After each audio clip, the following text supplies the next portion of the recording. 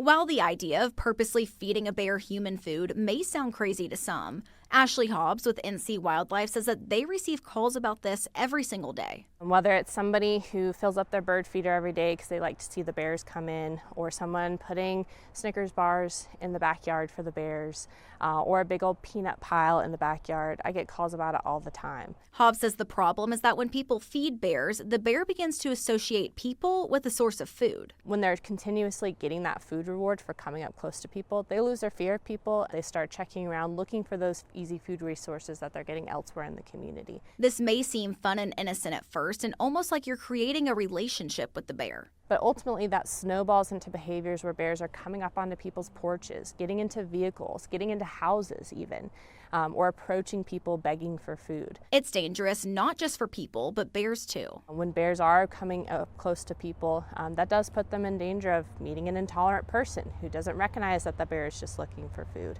Or in cases where it's a major public safety issue, the state wildlife agency may have to step in and remove that bear as well. This led to the feeding ordinances that were put in place for both the city and county last year. The feeding ordinance says you can't place any substance in a manner that will attract a bear, resulting in property damage, a public safety issue, or a safety issue for that animal. While the language for the city and county ordinances mirror each other, Hobbs says the legal repercussions can differ a bit. We definitely have people that don't care about the fine.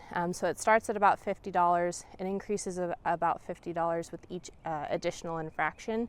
And it can go all the way up to $500. And in Buncombe County, it could even escalate all the way up to being a criminal offense. Hobbs says this ordinance is part of their plan to better address the issue of people continuing to feed these bears. I think it's effective, and we hope that it grows and we can enforce it a bit more, again, in those dangerous situations. In Asheville, I'm Taylor Thompson, News 13. News 13's Bear Week continues tomorrow at 6 with a look at what's being done in campgrounds right here in the mountains to keep bears from stealing food.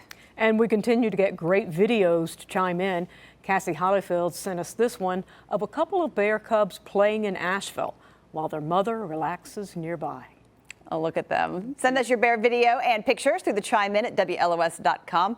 Our 6 o'clock producer David said it best. Kind of looks like they were dancing out there. It does, doesn't it? Yeah.